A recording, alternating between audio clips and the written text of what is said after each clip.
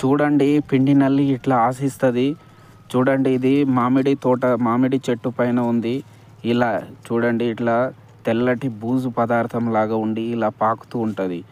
చూడండి వీటిపైన చీమలు కూడా తిరుగుతున్నాయి. అంటే జిగట పదార్థాన్ని విసర్జించడం వల్ల చీమలు దాన్ని తినడానికి వస్తాయి, పాకుతూ ఉంటాయి.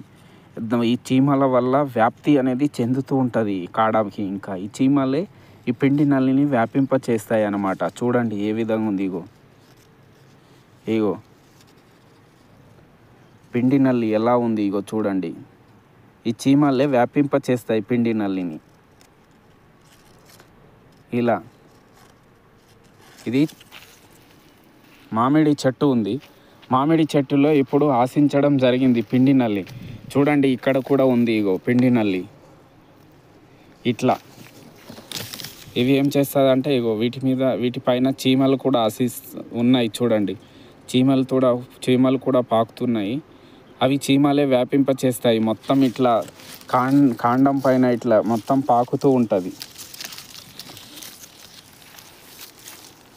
మ్యాంగో తోటపై మిల్లీబగ్ ఆశించడం జరిగింది. పిండి నల్లి, మిల్లీబగ్ అంటే పిండి నల్లి ఆశించడం జరిగింది. ఇలా ఉంది చూడండి. పిండి నల్లి క్లియర్గా మీకు కనబడుతుంది. తెల్లగా బూజు వలె ఉంది. చూడండి తెల్లగా.